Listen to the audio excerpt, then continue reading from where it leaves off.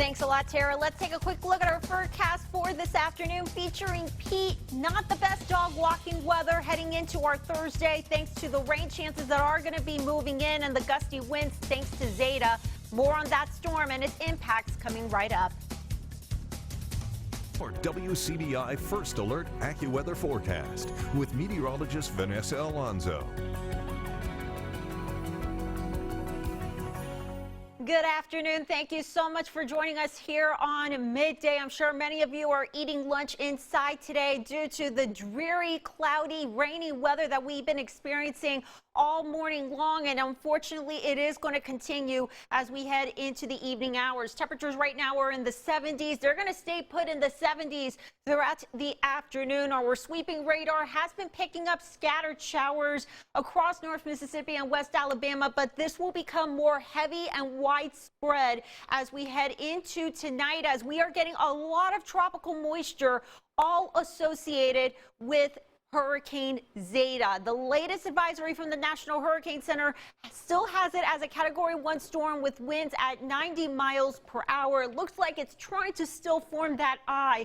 It is scheduled to make landfall over the next several hours somewhere along the Louisiana coastline. This is going to be the 5th landfalling system for them this year, so they have not caught a break. And then this storm is going to quickly move off to just the east of us, so we're going to be spared from the brunt of this storm as it moves towards the eastern seaboard and back out into the Atlantic Ocean.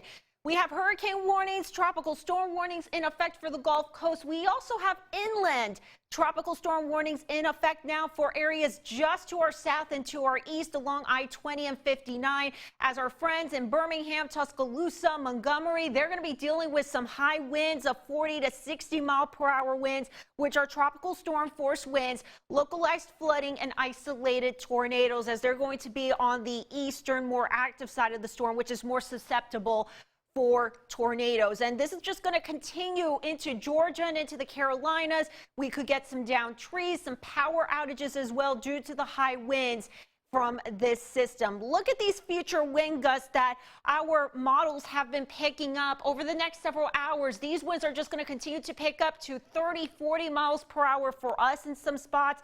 Look at this in Gulfport, 90 mile per hour winds as the center of Zeta nears the southern Mississippi coastline and then moves into Alabama. By midnight, Columbus, we could be getting wind gusts over 30 miles per hour.